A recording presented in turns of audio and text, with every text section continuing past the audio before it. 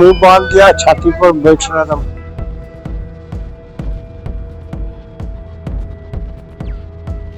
थाने से महज 15 मीटर की दूरी पर बेखौफ अपराधियों ने सेवानिवृत्त सिविल सर्जन के घर पर धावा बोलकर पहले मुंह में बंदूक सटाया, फिर नशे की सुई लगाई और 50 लाख से अधिक की संपत्ति लूटकर चंपत हो गया। जी हां, यह हैरान करने वाला मामला बिहार के जमुई से सामने आया है। 50 लाख से अधिक की संपत्ति एक रिटायर्ड सिविल सर्जन के घर से लूट लिया गया। सेवानिवृत्त सिविल सर्जन का कहना है कि वो सो रहे थे, तभी एक अपराधी उनके सीने पर बैठ गया, मुंह में रिवॉल्वर सटाया और अचानक से इंजेक्शन दिया। उसके बाद वो बेहोश हो गए।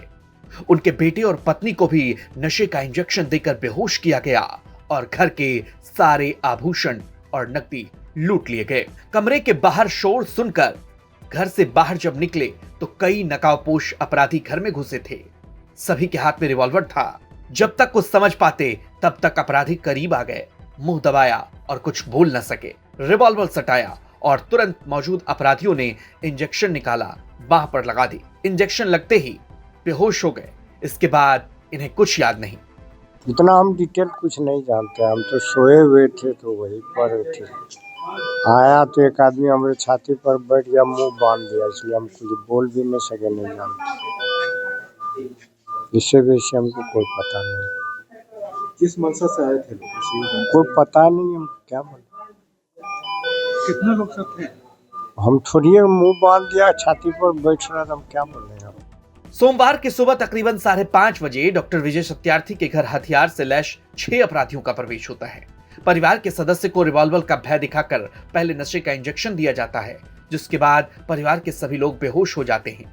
इसके बाद नकाबपोश अपराधी अपना काम कर लेते हैं और करीब 50 लाख रुपए की लूट कर फरार हो जाते हैं। परिवार के पीड़ित सदस्यों का इलाज जमुई के सदर अस्पताल में कराया जा रहा है। इधर डॉक्टर सत्यार्थी की पत्नी पुष्पा कुमारी का कहना है कि पहले कमरे के पास 2 लोग खड़े थे, पूछने पर किसी ने कुछ जवाब नहीं दिया, लेकिन जब अंदर आए तब मामला समझ में आ चुका था। ऊपर में आके 2 ठो खड़ा था। जैसे ही हम दरवाजा खोले ऊपर का, तो ऊपर से वो बोला, हम पूछे कौन है, ऊपर कैसे चले आए? तो बोला कुछ नहीं बोला, मेरा मुंह दाबने लगा।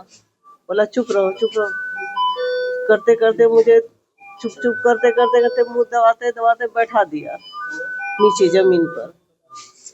बस हम बैठ गए, हाँ करने लगे। तो फिर डॉक्टर साहब और बेटा भी था, उन लोग को भी जाना था। आज 26 जनवरी था, उसके लिए उस लोग को जाना था। तो लोग भी उठ गया था, तो वो लोग भी बाहर आया, उन लोग को भी पकड़ के सबको बांध दिया। उसके बाद फिर क्या क्या किया, रूम सब में गया, क्या क्या खोज रहा था, निकाल रहा था, गैस खोज रहा था। गैस कहाँ है, हम बोले कैश हमरे पास कहाँ से, हम लोग रिटायर हो चुके हैं, हमरे पास जो कमाते हैं खाते हैं, ऐसा तो कोई प्रैक्टिस हम लोग का बहुत ज्यादा नहीं है। कितने लोग आए थे घर में? 5 जन थे। 5 जन थे। हाँ। क्या कितने बजे की घटना है ये? 5:15 साढ़े 5 के बीच की। आज सुबह में? हाँ। कितना का कुछ लूट ले गया है, लूट का कुछ है आइडिया आपको? नहीं, उसके बाद तो हम लोग को सुई दे दिया था ना, पूरा एकदम हो गया था। क्या क्या के सुई दिया? सुई लगाते समय कुछ बोल रहा था, तो क्या क्या के सुई दिया? चिल्लाएगा नहीं, बात बोले नहीं, कोई निकलेंगे तो हम लोग, इसलिए और ऐसा कुछ बोला कि हम लोग को सुपारी मिला है कि मर्डर करने का, लेकिन हम मर्डर नहीं करेंगे। डॉक्टर साहब बहुत अच्छे हैं, ये है क्या किसका मर्डर करने के लिए वो आया था, कभी बेटा का कहता था, कभी बाप का कहता था। ज्वेलरी और कैश ले गए? हम नहीं बता सकते क्या लिया, हम तो उसके बाद कुछ उठ ही नहीं पाए।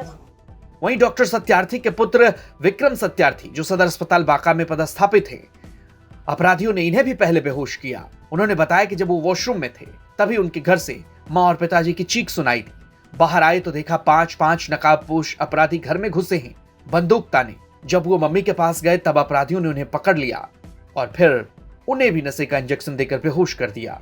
हम बाथरूम में थे, एक मम्मी का बाहर से आवाज आया चिल्लाते हुए, तो हमको लगा क्या हो गया, गिर गई हैं कि क्या हो गया। तो हम दौड़ते हुए बाहर आए तो देखे कि 5 गो आदमी थे नकाबपोश, बंदूक लिए हुए थे वो लोग सबको, और पापा मम्मी पर चढ़ के बंदूक ताने हुए थे।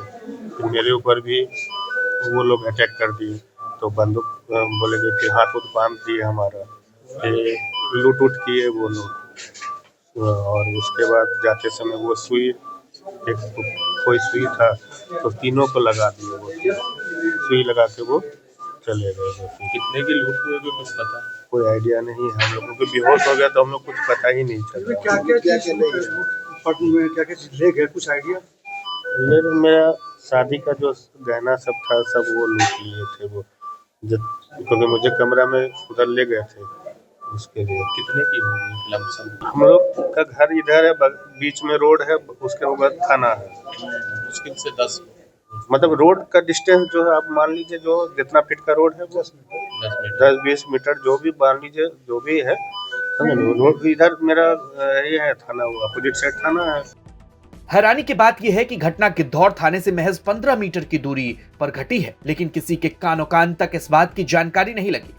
गिद्धौर थाना के एसआई जयप्रकाश सिंह ने बताया कि सभी को इलाज के लिए सदर अस्पताल में भर्ती कराया गया है।